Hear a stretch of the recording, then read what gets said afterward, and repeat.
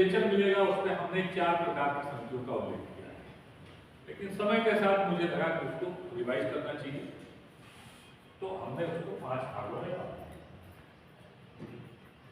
ये कहीं गवर्नमेंट ने नहीं लिखा हुआ, लेकिन 4 प्रकार का गवर्नमेंट ने लिखा हुआ कि जो पहले लिटरेचर तैयार किया था तो सरकार ने उसी को माना, लेकिन हमारा ये है कि हम समय से हटकर उसको देखते हैं कि कितना सरल हो सके। तो जो हमारे पास पहले प्रकार की समिति है वो पंचायती राज अधिनियम के तहत है, पंचायती राज अधिनियम के तहत, ठीक है, यानी उत्तर प्रदेश पंचायती राज अधिनियम 1947। तो इसमें हम 3 प्रकार की समितियों को देख सकते हैं। पहला अस्थायी समितियां, अभी हम उसको डिटेल में चिंतन करेंगे। अस्थायी समितियां, दूसरा हमारा है LMC यानी लैंड मैनेजमेंट कमेटी, तीसरा है हमारा ज्वाइंट कमेटी या संयुक्त कमेटी, और इसी का एक पार्ट है ग्राम राजस्व कमेटी यानी ग्राम राजस्व कमेटी।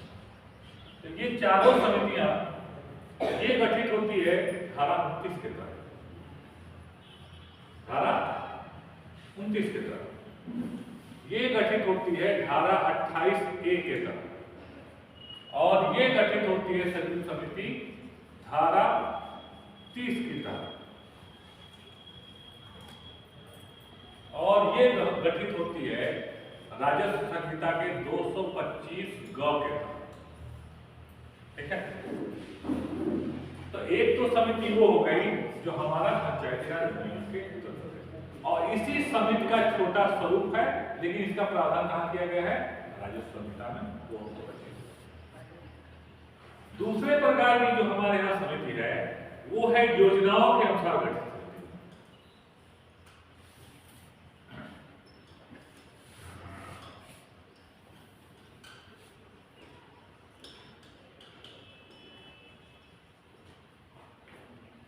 तो जैसे योजना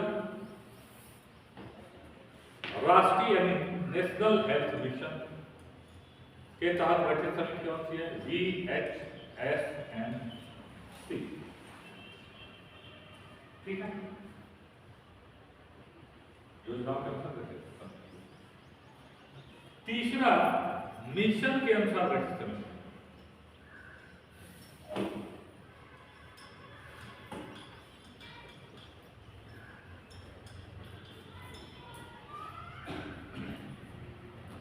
मिशन के अनुसार कैसे? जैसे आपने देखा होगा जल जीवन मिशन, स्वच्छ भारत मिशन, नहीं अंत्योदय कोई, और एक हमारा है हरितवार अभियान।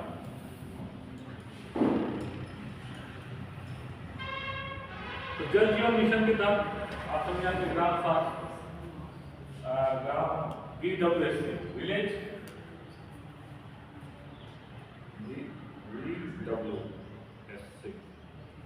Water village water and sanitation जल जीवन मिशन के तहत, ठीक है।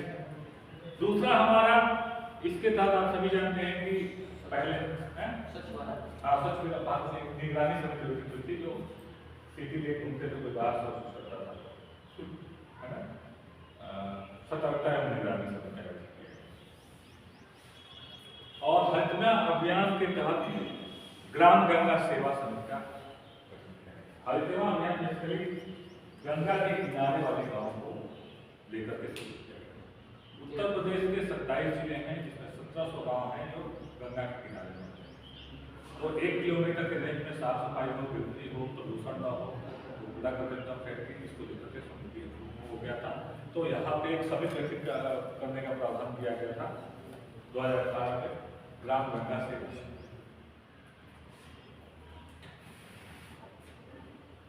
चौथा है हमारा कानून के अनुसार गठित,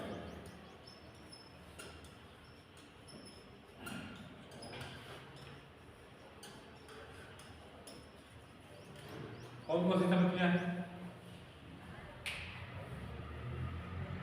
RTE एक्ट के तहत यानी राइट टू एजुकेशन के तहत SMC का गठन होता है, यानी स्कूल मैनेजमेंट कमेटी यानी विद्यालय प्रबंधन समिति का गठन। फिर 2002 का कानून है बाल संरक्षण अधिनियम, उसके तहत ग्राम पंचायत बाल कल्याण एवं बाल कल्याण समिति गठन, ठीक है।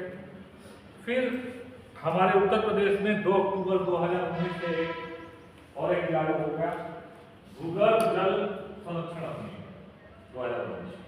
तो उसके लिए ग्राम पंचायत भूगर्भ जल संरक्षण करती है। 4 प्रकार की समितियां होंगी।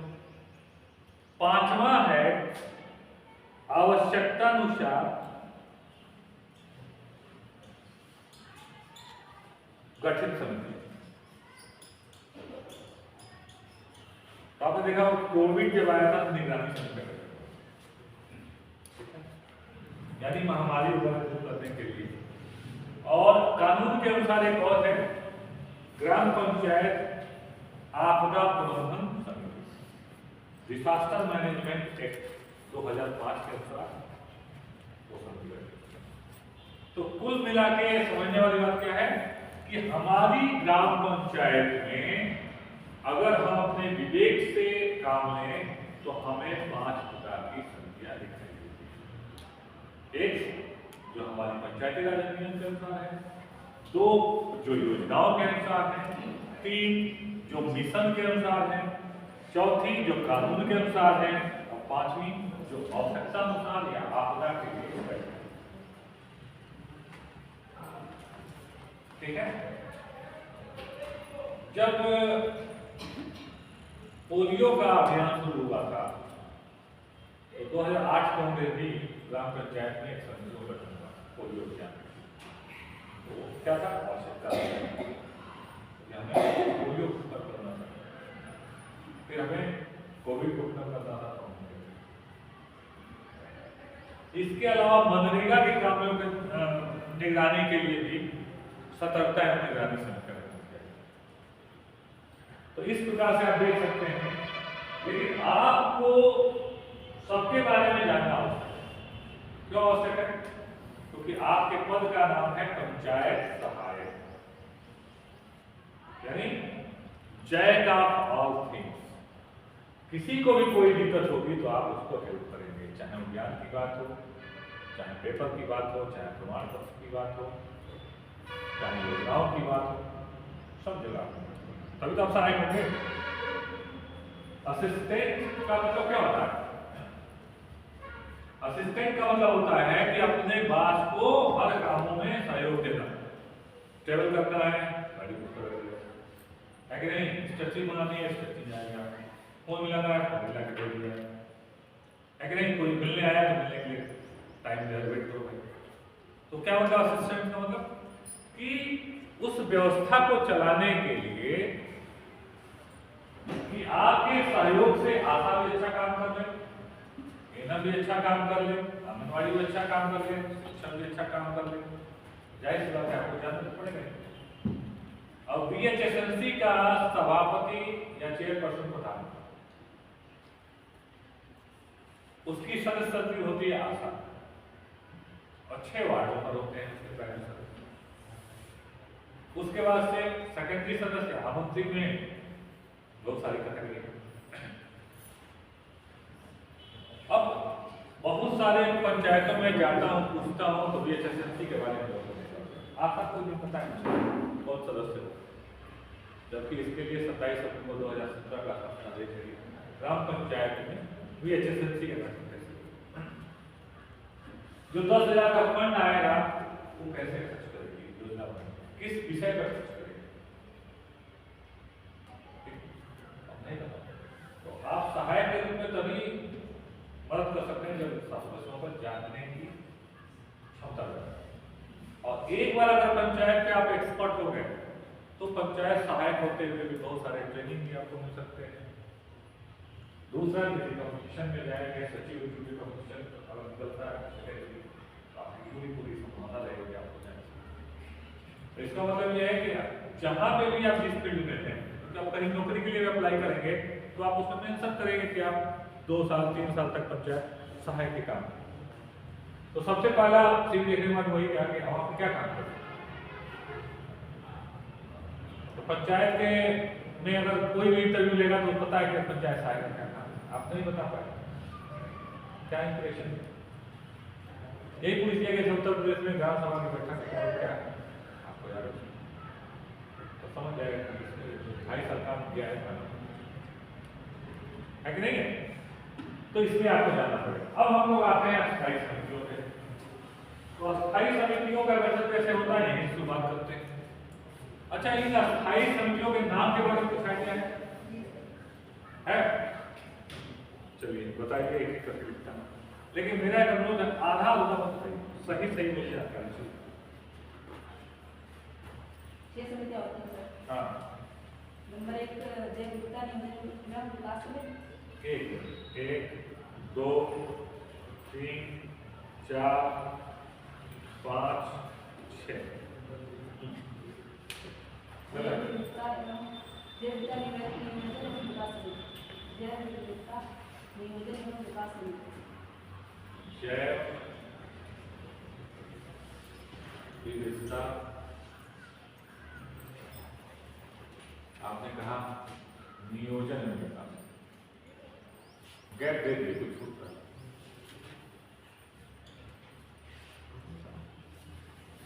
ठीक है, अरे हमने मार्कर दूसरा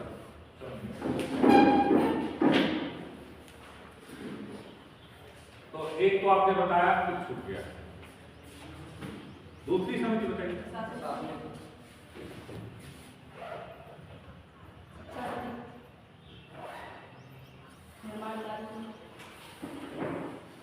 शिक्षा सीक्वेंस देखिए मैं कहाँ लिखा हूँ।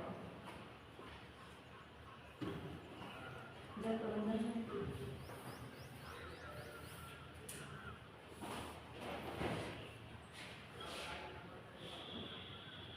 जल प्रबंधन और उसका नाम बताइए।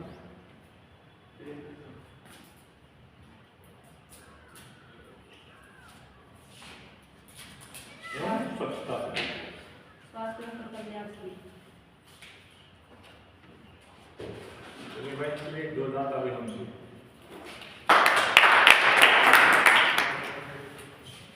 इतने जगह मैंने ट्रेनिंग किया, कोई भी नहीं बता पाया कैसे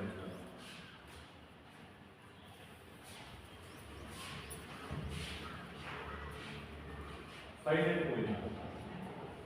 अब बताइए जो मैंने स्पेस छोड़ा उसमें क्या था? जय विविधता प्रबंधन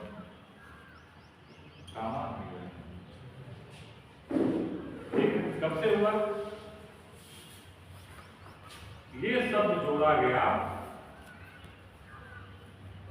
21 दिसंबर 2018। इसके नाम में परिवर्तन हुआ 28 जनवरी 2014। ठीक है, तो अब जो है वर्तमान स्वरूप जो है वो क्या है? ये 6 समितियां हैं। पहले नंबर क्या है? जय विविधता प्रबंधन नियोजन एवं विकास समिति, दूसरा शिक्षा समिति, तीसरा निर्माण कार्य समिति, चौथा प्रशासनिक समिति, स्वास्थ्य कल्याण समिति और पेयजल एवं स्वच्छता। ठीक, क्लियर हो गया? अब ये बताया कि इनमें से किन समितियों का सभापति प्रधान होता है नहीं क्या? जय विविधता प्रबंधन हाँ, बस इस तरह में करने का बताइए।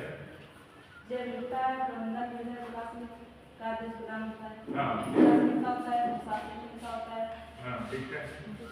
और पेयजल एवं स्वच्छता।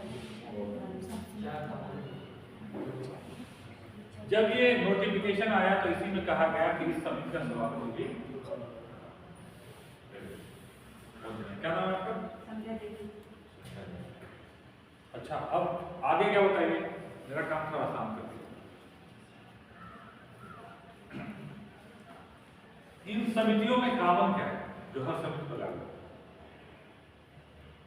प्रत्येक समिति में एक महिला का होना आवश्यक है और एक अनुसूचित जनजाति से एक सदस्य का होना आवश्यक है और एक पिछड़ा वर्ग से। और कुछ? प्रत्येक समिति में ग्राम गंगा के 7 सदस्य होते हैं। बहुत बढ़िया। यानी प्रत्येक में सभापति प्लस 6 सदस्य। ये कहां से आते हैं ये सदस्य? जो हमारे 9, 11, 13, 15 वार्ड मेंबर होते हैं उन्हीं में से चुना जाता है। एक तो ये हो गया। दूसरा आपने बताया कि एक कॉमन चीज है कि हर में एक ओबीसी होगी, ठीक है। दूसरा आपका एक शेड्यूल कास्ट या शेड्यूल ट्राइब्स, फिर एक वीमेन यानी महिला, ठीक है, ये भी सही है। तो आपने शेड्यूल ट्राइब्स यानी अनुसूचित जनजाति, सही है। और का कोरम पूरा करने के उसमें 4 सदस्य होने हैं। बहुत बढ़िया। कोरम कैसे पूरा होगा? 4। ग्राम सभा में कितना था? ग्राम पंचायत में कितना था? यहाँ पे क्या है? 2/2। जो नियमावली लिखा है उसको कौन समझेगा? 2/3 या ये कह सकते हैं कि 50% प्लस 50% प्लस नहीं, वो नहीं, 6 से 4 जो हमने नियमावली में लिखा है 4, ठीक है। चलिए और क्या काम है?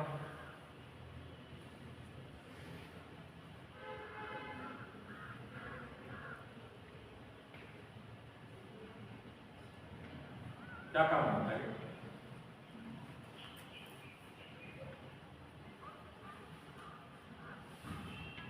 काफी बता दें।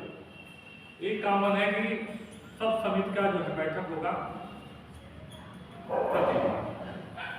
सभी समितियों बैठक की सूचना सभी समितियों के रूप एक पर सूचना, समितियों की कार्रवाई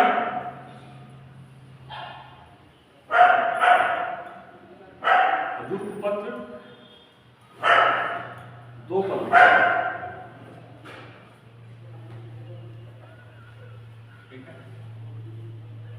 समिति का कोई भी सदस्य अपने सभापति को लिखित रूप में रिजिग्नेशन दे सकता है और 7 दिन के अंदर अगर वापस नहीं लिया तो उस पद से उसको डिस्कास्ट मानते हैं। या ग्राम पंचायत के सदस्य समिति के किसी भी सदस्य को 2/3 बहुमत से निकाल सकते हैं और प्रत्येक समिति में विशेष आमंत्री हम बुला सकते हैं जो कितने प्रकार के होंगे? 7, अधिकतम 7 प्रकार। कितना होगा? 2 लाभार्थी या विषय विशेषज्ञ। ये समिति की बैठक में भाग तो लेंगे लेकिन मत देने का अधिकार नहीं। ये जो सुझाव देंगे उसको लिखा जाएगा लेकिन मानना न मानना सचिव में समिति में डिपेंड करता है। और इन सारी समितियों का सचिव कौन होगा? पंचायत सेक्रेटरी।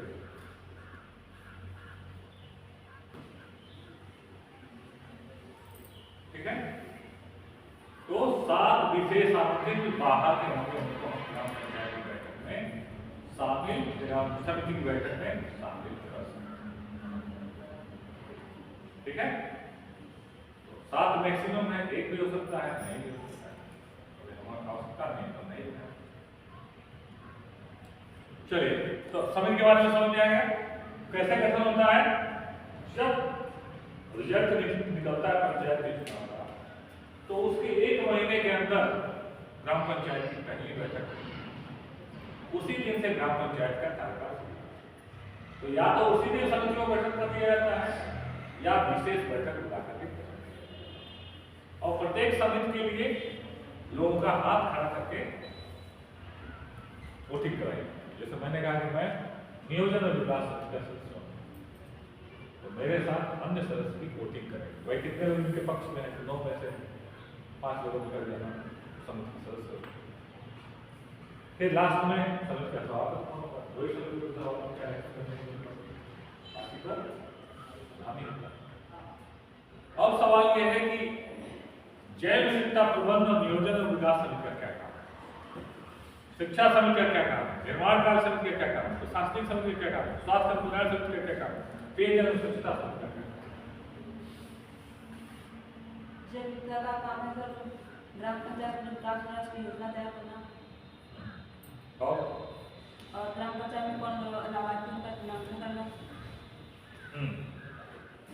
और शिक्षा संघ का सबसे पहले विद्यालय में जाके अध्यापक एवं बच्चों की वृत्ति सुनिश्चित कराना और सभी बच्चों को स्कॉलरशिप समय से मिल रही या नहीं मिल रही उसकी जांच करना।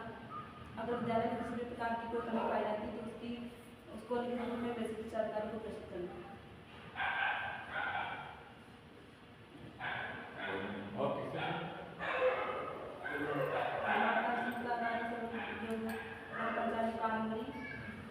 उनका निर्माण अच्छे से हो रहा है या नहीं उसकी जांच करना।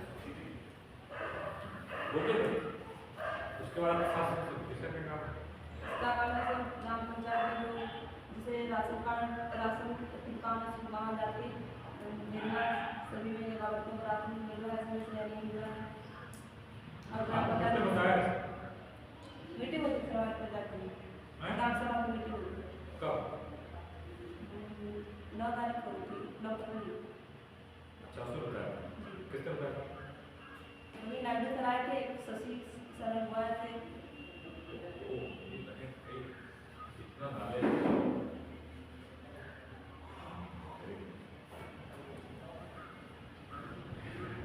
चलिए आगे बढ़ते हैं और बता दीजिए।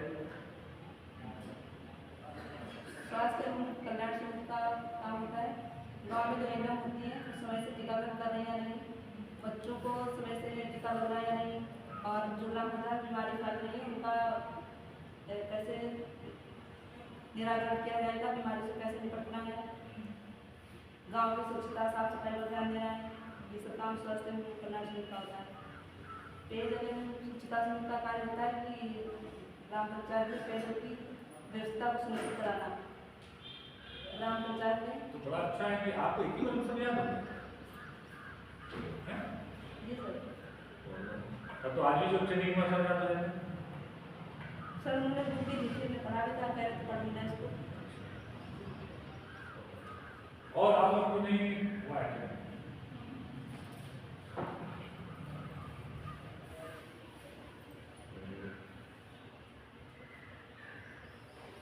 थोड़ा थोड़ा इसमें हम जोड़ दें।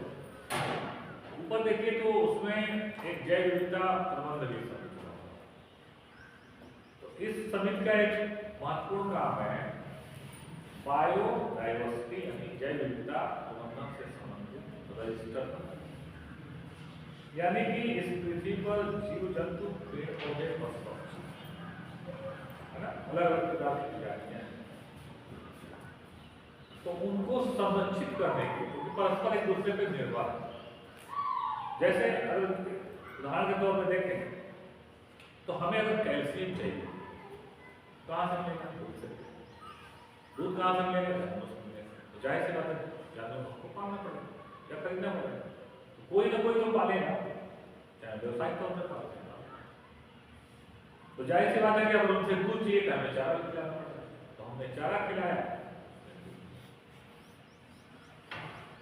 पेड़ पौधे पेड़ कार्बन डाइऑक्साइड लेते हैं ऑक्सीजन छोड़ते हैं, हम क्या करते हैं ऑक्सीजन लेते हैं करते हैं तो एक दूसरे हम गेहूं धान जौ मक्का ये सब पौधों को क्या करते हैं जमीन में लगाते हैं है ना और बदले में क्या मिलता है हमारे साथ सरसों लगाते हैं। लेकिन जब तक हम सरसों का बीज यहाँ भूल जाए हो जाएगा क्या दवा नहीं, सिंचाई करना पड़ेगा, बुनाई करना पड़ेगा, घास फूस निकालना पड़ेगा, खाद देना पड़ेगा, समय से काटना होगा है कि नहीं। जैसे हम कुत्ते को रखते हैं, कुत्ता क्या करता है रखवाली करता है हो जाता है, लेकिन बदले में क्या चाहिए हम गधा रखते हैं, गधा क्या करता है उसको खाना चाहिए। तो कहीं ना कहीं से हमारा जीवन जीव जंतु पेड़ पौधे पशु पक्षी पे निर्भर है, उनका जीवन कहीं ना कहीं तो सरकार ने ये कहा कि भाई पशु पक्षी जीव जंतु पेड़ पौधों का रहना उतना अनिवार्य है जितना हमारा, क्योंकि अगर इस पृथ्वी को सुरक्षित रखना होगा तो इन सबको स्वच्छ करें, तभी हमारा जीवन अच्छे से चल रहा है। तो इसलिए कहा गया कि बहुत सारी पंचायतें हैं जहां पर स्थानीय पेड़ पौधों का बहुत अच्छा उपयोग है, सदुपयोग है। स्थानीय औषधियां बनाई जाती नहीं, आप लोगों का अनुभव कम है, इसलिए बता दो। नीम का पेड़ ऐसा है, उसकी पत्तियों को अगर आप 21 दिन खा लेते हैं तो बहुत सारी बीमारियां होती हैं। और अगर आप 1 या 2 पत्ती नियमित नीम की पत्ती का सेवन करते हैं तो कैंसर होने की संभावना कम हो जाती है, नहीं। ठीक है, तो बहुत सारे इस तरह के हैं। हमें आम चाहिए तो आपका पेड़ लगाना पड़ेगा, देखभाल करना पड़ेगा। केला चाहिए, फल फ्रूट सब क्या है, हम देखभाल नहीं करें तो मिलेंगे। तो सरकार से ये कहना, जैसे एक समय था जब गांव में जानवर मर जाते थे, उनका प्रबंधन करने का जिम्मेदारी पंचायत का। तो आपको याद होगा कि लोग क्या करते थे कि एक आता था और चमड़ा छिलके लेते, तो चमड़े का सदुपयोग हो जाता है। दूसरा जो ही चमड़ा हटा खेत खलिहान में डाल दिया जाता था, उसके 100 को गिद्ध हो गया, दिखाई नहीं। अब जो हड्डी बचा, हड्डी वाला लेके चला गया। आज क्या है, दूध है नहीं, कौवे कितना खाएंगे, वो भी कम हो गए। तो अब जाहिर सी बात है कि हमारे गांव में कोई जानवर मर जाता है, 15-15, 20-20 दिन तक खड़ा होता है, तो क्या करता था, तो खाइए काम करता। लेकिन हमने ऐसा किया। बहुत प्रकार की चिड़ियाएं हुआ करती, कोयल, कबूतर, तो भी है, मैना, बहुत सारी पटपड़वा है नहीं। अब स्थिति क्या हो, तो सरकार का ये है कि जिस पंचायत में आप हैं उस पंचायत में अगर इस प्रकार की कोई जीव जंतु, पेड़ पौधे, वनस्पति है तो उसका एक लिस्ट बनाएगी कि उनका उपयोग क्या था, वो हमारे किस फायदे थे, क्या उपयोग किया जा सकता है, विलुप्त होने के कगार में है, बचाया जा सकता है, इस तरह का। दूसरा नियोजन है। जाहिर सी बात है कि जब जीपीडीपी की पहली गाइडलाइन आई तो कहा गया था कि ग्राम पंचायत विकास योजना कौन बनाएगा, नियोजन विकास। लेकिन आप जानते हैं जब पंचायत ही नहीं सक्रिय है तो समितियां कहाँ सकती है, तो ये दिक्कत है। विकास का मतलब ये गरीबी उन्मूलन के जितने भी कार्यक्रम हैं उनके लिए जाहिर सी बात है तभी उन तक पहुंचेगा जब हम उसकी सूची बनाएंगे, ग्राम सभा में। कृषि और पशुपालन इतने काम हैं किसके, जैव विविधतापूर्वक नियोजन विकास। जब 29 जुलाई 1999 में नोटिफिकेशन आया था तो शिक्षा समिति कार्य के बारे में कहा गया था प्राथमिक शिक्षा, अपर प्राथमिक शिक्षा, साक्षरता और प्रौढ़ शिक्षा, इन चारों को बढ़ाने के लिए काम करना। ठीक है, तो साक्षरता की बात नहीं है। तो हमारे ग्राम पंचायत में प्राइमरी अपर प्राइमरी स्कूल है, उसमें जो व्यवस्था है हमने बताया, शौचालय है कि नहीं, टॉयलेट है कि नहीं, टीचर आ रहा है कि नहीं, पढ़ाई हो रही है कि नहीं, गवर्नमेंट हो रहा है कि नहीं, बच्चे उपस्थित हो रहे हैं कि नहीं, मिड डे मील अच्छे से बन रहा है कि नहीं, घर के लिए शौचालय है कि नहीं, पीने का पानी उपलब्ध है कि नहीं, शौचालय पीने का पानी उपलब्ध है कि नहीं, बैठने की व्यवस्था है कि नहीं, बोर्ड है कि नहीं, किताबें कापियाँ, जूता मोजे स्वेटर जो समय से बढ़ता चाहिए पड़ रहा है, ये देखने की जिम्मेदारी। निर्माण का असर, तो हमारी पंचायतों में 2 प्रकार के निर्माण का असर, एक होता है अस्थायी, दूसरा होता है अस्थायी। अस्थायी का मतलब है कि आपने पंचायत की बिल्डिंग बनवा दी, बाउंड्री वाल बनवा दिया, शौचालय बनवा दिया, सामुदायिक शौचालय बनवा दिया, सामुदायिक भवन बनवा दिया, आंगनबाड़ी सेंटर बनवा दिया, एनएम सेंटर बनवा दिया, ठीक है, सड़कें बनवा दी, खंभे बनवा दिए, स्ट्रीट लाइट लगवा दिया, ये अस्थायी। लेकिन अस्थायी प्रकार के कार्य कौन से हैं, जैसे मेड़बंदी करा दी, तालाब का सौंदर्यीकरण करा दिया, लैंड लेवलिंग करा दिया, वृक्षारोपण करा दिया। तो दोनों जो निर्माण कार्य हैं इन दोनों की देखरेख करना है सही से हो रहा है। और कंस्ट्रक्शन का काम हो रहा है तो गुणवत्तापूर्ण मटेरियल लग रहा है, जो मजदूर काम कर रहा है वो ठीक से काम कर रहा है। उसके बाद है प्रशासनिक समिति। तो प्रशासनिक समिति के 4 काम कौन कौन से? एक तो राशन की व्यवस्था को देखना। तो अक्सर जो हम लोग पंचायतों में जाके प्रधान करते हैं, हमसे उससे मतलब नहीं, गलत बात। प्रशासनिक समिति का मुखिया कौन है? तो राशन कार्ड का क्या मतलब? सही व्यक्ति को सही मात्रा में, सही समय पर, सही दाम पर राशन उपलब्ध, ये देखने की जिम्मेदारी किसकी? बाजार हाट मेला लग रहा है, कर लगाने की जिम्मेदारी और व्यवस्था देखने की जिम्मेदारी। ग्राम पंचायत के कर्मियों को नियंत्रण रखने की जिम्मेदारी। ग्राम पंचायत में शांति और सुरक्षा बनी रहे, शांति और व्यवस्था बनी रहे, ये देखने की जिम्मेदारी। कल्याण का मतलब क्या है? अब जाहिर सी बात है, एनएचएम फोकस किस पे है? गांव में रात्रि महिलाएं, गर्भवती महिलाएं, किशोरियां, बच्चे, है कि नहीं? तो अब उनके लिए क्या है? समय समय पर जांच हो रहा है, समय समय पर टीकाकरण हो रहा है, जो योजनाओं का आपको लाभ मिलना चाहिए मिल रहा है, जिन योजनाओं के लिए वो टाइटल है उनमें पंजीकरण हो रहा है। स्वास्थ्य संबंधी योजना क्या है? आपको बता रहा है, राष्ट्रीय किशोर स्वास्थ्य कार्यक्रम, जननी सुरक्षा योजना, जननी शिशु सुरक्षा योजना, मातृत्व बंधना योजना, आयुष्मान कार्ड का लाभ मिल रहा है। कल्याण का मतलब क्या होगा? कि जितने भी प्रकार के हमारी पंचायतों में पेंशन या पारिवारिक लाभ हैं वो मिल रहा है कि नहीं, ये देखना। विधवा पेंशन, वृद्धावस्था, विकलांग, श्रम, पेंशन, फिर किसान सम्मान, छात्रवृत्ति, ये सब देखना। पेयजल एवं स्वच्छता, जाहिर सी बात है, पेयजल स्वच्छता दोनों एक दूसरे के पूरक है। जहाँ पानी है वो स्रोत सही है कि नहीं, वहाँ पर साफ सुथरा है कि नहीं, नाली का निकास है कि नहीं, सोकपीट है कि नहीं, जल जमाव नहीं है कि नहीं,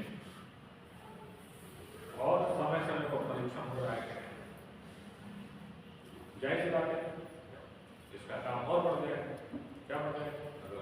हर घर को नल से जोड़ दिया जाएगा, ये देखना मुद्दा नहीं, पानी की सप्लाई बराबर हो रही है कि नहीं, गांव के सुदूर इलाके में पहुंच रहा है कि नहीं पानी, है कि नहीं? तो ग्राम सभा, ग्राम पंचायत और समिति है। ग्राम सभा निर्णय लेगी, सब लोग मिलकर के क्या होना है, ग्राम पंचायत उसको क्रियान्वित करेगी, समितियां अपने नाम के अनुसार करेगी।